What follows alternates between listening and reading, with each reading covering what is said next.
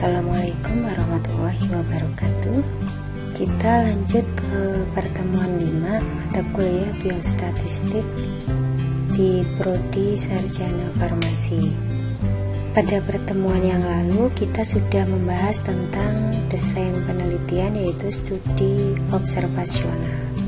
Untuk kali ini kita akan belajar tentang desain penelitian eksperimental. Desain penelitian eksperimental terbagi menjadi 3. Yang pertama, pre-experimental design. Yang kedua, true experimental design. Dan yang ketiga, quasi-experimental design. Apa itu penelitian eksperimen? Jadi, penelitian eksperimen atau experimental study adalah suatu penelitian yang di dalamnya ditemukan minimal satu variabel yang dimanipulasi untuk mempelajari hubungan sebab akibat. Nah, penelitian eksperimental ini erat kaitannya dalam menguji suatu hipotesis dalam rangka mencari pengaruh, hubungan, maupun perbedaan perubahan terhadap kelompok yang dikenakan perlakuan. Jadi kalau kita melihat suatu penelitian eksperimental, biasanya judul-judulnya terkait dengan pengaruh variabel A terhadap variabel B, atau hubungan variabel A dengan variabel B, ya, ataupun perbedaan perubahan, ya. Misalkan perbedaan kelompok yang diberikan perlakuan A dengan perlakuan B terkait dengan perubahan yang terjadi. Nah, kita masuk yang pertama untuk studi pre-eksperimental. Jadi, pre-eksperimental ini terbagi menjadi beberapa jenis, ya. Nanti hanya yang disampaikan di sini yang sering ada di penelitian-penelitian atau sering dipakai, ya. Yang pertama adalah one shot case study. Nah, ini merupakan penelitian pre-eksperimental di mana terdapat suatu kelompok diberi perlakuan dan selanjutnya diobservasi hasilnya, ya. Contohnya di sini adalah pengaruh tingkat kelelahan akibat aktivitas fisik malam, ya. Ini judul penelitiannya, ya, dengan kejadian insomnia pada olahragawan futsal mahasiswa UIN Alauddin Makassar tahun 2016. Jadi metode di sini yang digunakan adalah eksperimental, ya, dengan desain one shot case study. Nah, ini terdapat suatu kelompok diberi perlakuan dan selanjutnya diobservasi hasilnya. Tujuannya adalah untuk mengetahui pengaruh variabel independen, yaitu kelelahan akibat aktivitas fisik malam, ya, terhadap variabel dependennya, yaitu insomnia atau sulit tidur, ya. Jadi populasi dalam penelitian ini adalah klub futsal, ya, himpunan mahasiswa keperawatan Universitas Islam Negeri Alauddin Makassar. Ada 24 orang untuk populasinya. Nah, di sini dilakukan di Bumi Arupala Sport Center di Kecamatan Sombaupu, Kabupaten Goa. Nah, itu tadi ya contohnya ya. Jadi hanya satu perlakuan terhadap suatu kelompok, dan selanjutnya diobservasi hasilnya gitu. Kemudian yang kedua, masih studi preeksperimental, yaitu one group pretest post-test design. Nah, kalau ini membandingkan dengan keadaan sebelum diberi perlakuan. Ini diambil contoh ya, yaitu pengaruh penyuluhan kesehatan reproduksi terhadap tingkat pengetahuan siswa kelas 10 dan 11 tentang kehamilan remaja di luar nikah di SMK Darusi Syafa'ah Kota Gajah tahun 2019. Jadi ini ya, tujuan penelitiannya untuk mengetahui bagaimana pengaruh penyuluhan kesehatan reproduksi terhadap tingkat pengetahuan siswa kelas 10 dan 11 tentang kehamilan remaja di luar nikah. Nah, ini populasinya ada 44 orang. Kita lihat ya. Jadi, nah, penelitian ini dilakukan dengan cara memberikan pretest atau pengamatan di awal terlebih dahulu sebelum diberikan intervensi. Nah, setelah diberikan intervensi, kemudian dilakukan post-test atau pengamatan akhir. Jadi diberikan kuesioner tentang pengetahuan siswa tentang kehamilan di luar nikah ya. Kemudian diberikan penyuluhan. Nah, kemudian setelah diberikan penyuluhan, diukur lagi menggunakan kuesioner. Jadi ada penilaian di awal dan di akhir ya. Di awal sebelum diberikan penyuluhan dan di akhir setelah diberikan penyuluhan. Itu yang namanya metode preeksperimental ya, dengan one group pretest post-test. Jadi hanya satu grup diberikan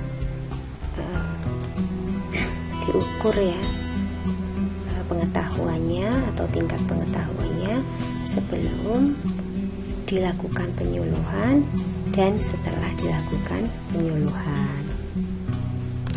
Kemudian masih di preeksperimental yang ketiga, yaitu the static group comparison design.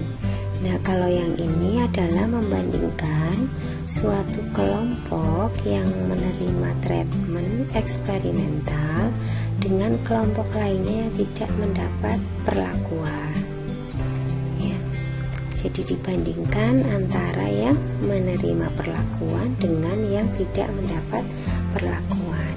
Di sini terdapat satu kelompok yang digunakan untuk penelitian, tetapi dibagi dua, yaitu setengah kelompok untuk diberi perlakuan atau untuk kelompok eksperimen, dan yang setengahnya lagi untuk kelompok kontrol atau yang tidak diberi perlakuan.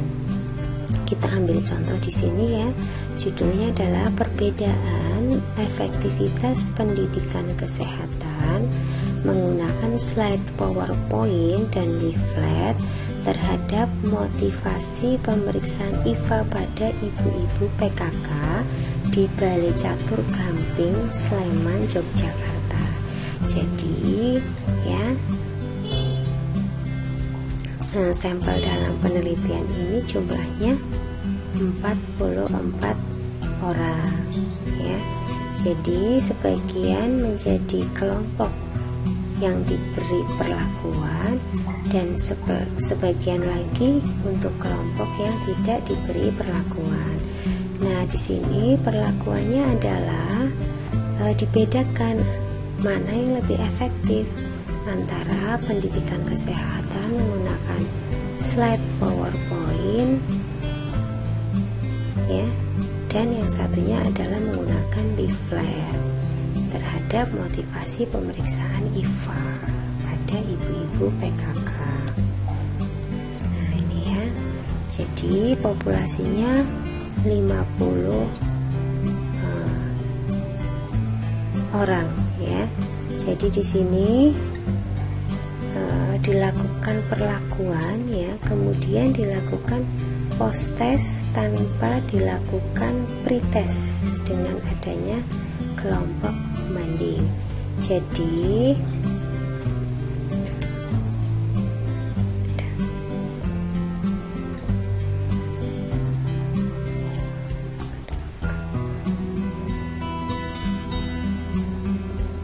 langsung dilakukan jadi langsung diberikan perlakuan pada dua kelompok tersebut ya. Nah kemudian akan dilakukan pengukuran setelah kelompok tersebut dilakukan perlakuan.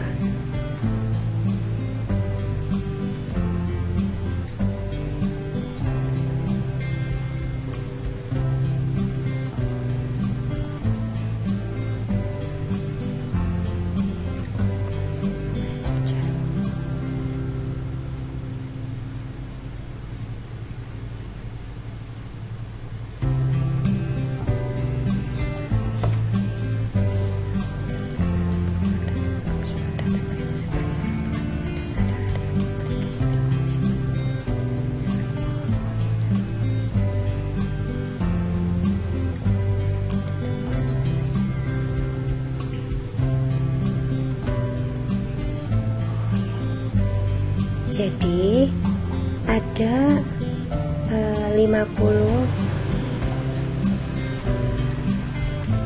Jadi populasi penelitian ini adalah 50 orang ibu-ibu PKK di desa Balai Catur Gamping, Sleman, Yogyakarta. Nah untuk penelitian ini diambil 44 orang, masing-masing dibagi ya menjadi 22 orang karena dibagi menjadi dua kelompok ya. Jadi kelompok perlakuan dan kelompok pembanding. Nah 22 orang diberi intervensi dengan media slide PowerPoint dan kelompok pembanding diberi intervensi dengan media leaflet. Kemudian diukur hasil akhirnya bagaimana tentang motivasi ibu-ibu tersebut. Jadi tidak dilakukan pengukuran sebelum dilakukan penyuluhan ini, tetapi langsung diberikan penyuluhan, yang satu dengan media slide PowerPoint, kelompok satunya dengan media leaflet, baru kemudian diukur hasilnya. Selanjutnya masuk yang kedua adalah true eksperimental. True eksperimental ini yang pertama yang sering dipakai adalah untuk post test only control design ya. Ini dicontohkan pengaruh small group discussion terhadap pengetahuan tentang dysminor pada siswi SMPN 1 Dolopo. Jadi kita ingin mengetahui atau peneliti ingin mengetahui pengaruh SGD terhadap tingkat pengetahuan siswi tentang dysminor. Nah ini ya, ada dua kelompok yang masing-masing dipilih secara random ya. Kelompok pertama diberi perlakuan dan kelompok yang kedua tidak diberi perlakuan ya. Jadi kita lihat kembali lagi ya. Ya di sini ada dua kelompok, yaitu kelompok eksperimen dan kelompok kontrol dengan jumlah masing-masing 15 siswi ya. Jadi yang 15 siswi diberikan perlakuan berupa small group discussion, yang 15 lainnya tidak diberikan. Kemudian keduanya diukur bagaimana tingkat pengetahuannya tentang dysmenorrhea. Kemudian yang kedua masih true eksperimental, yaitu pretest post-test control group design. Ya, dicontohkan di sini adalah judulnya ya, judul penelitian pengaruh penyuluhan kesehatan tentang bahaya merokok terhadap sikap peserta didik laki-laki di SMK Cokro Aminoto, Kota Manado. Nah, di sini ya true eksperimen dengan desain pretest post-test control group ya. Sampelnya adalah kelas 11, jumlahnya 40 peserta didik yang diambil secara random ya. Jadi tujuannya untuk mengetahui pengaruh penyuluhan kesehatan tentang bahaya merokok terhadap sikap peserta didik laki-laki di SMK Cokro Aminoto, Kota Manado. Nah, ini terdapat 2 kelompok yang dipilih secara acak ya, kemudian diberi pretest ya untuk mengetahui keadaan awal, adakah perbedaan antara kelompok eksperimen dengan kelompok kontrol. Jadi di sini ya populasinya 67, kemudian jumlah sampelnya didapatkan 40 peserta ya, atau 40 murid dibagi menjadi 2 kelompok, yang 20 sebagai kelompok kontrol dan yang 20 sebagai kelompok perlakuan atau eksperimen. Nah, ya.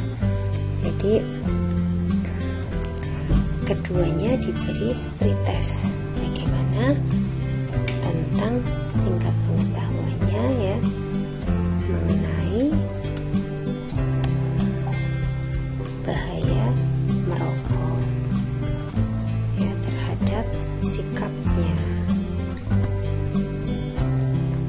Kemudian penelitian yang berikutnya adalah kuasi eksperimen.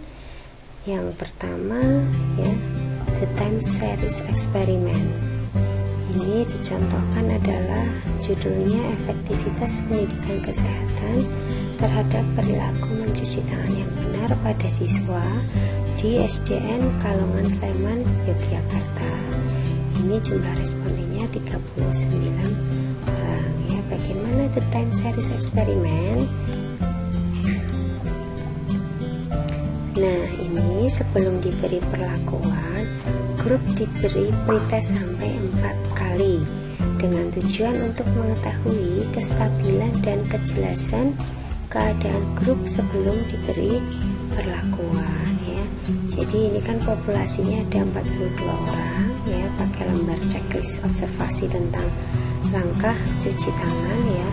Pengukurannya dilakukan secara berulang-ulang.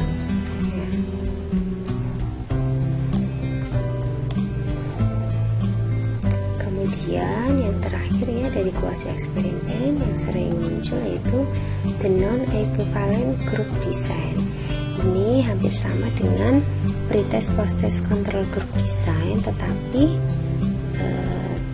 pada desain ini grup eksperimen maupun grup kontrol ya tidak dipilih secara random atau secara acak, jadi sudah ditetapkan ya. Contoh judulnya di sini ya, pengaruh pendidikan kesehatan dengan media poster terhadap pengetahuan manajemen hipertensi pada penderita hipertensi.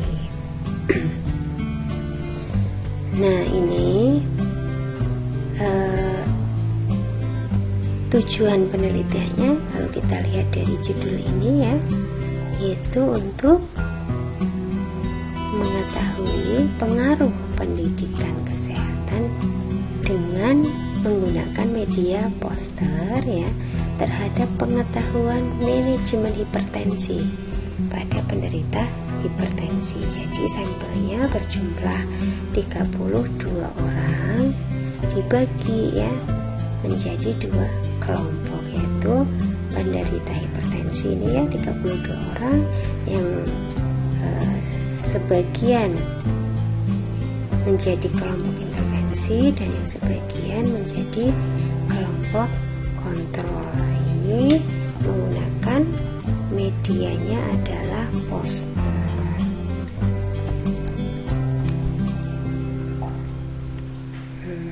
Ya.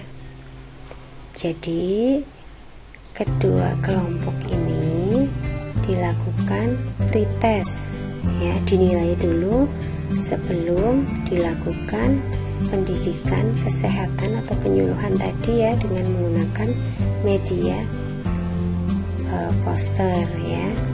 Jadi kedua kelompok yang pertama diberikan pendidikan kesehatan menggunakan ceramah ya semuanya.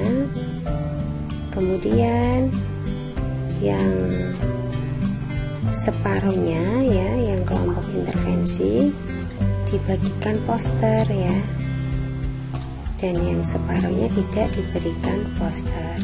Kemudian 1 minggu kemudian diberikan post-test atau diulang kembali ya, mengisi kuesioner tentang manajemen hipertensi. Nah ini ya, ada beberapa penelitian yang sudah kita pelajari bersama ya. Nah mudah-mudahan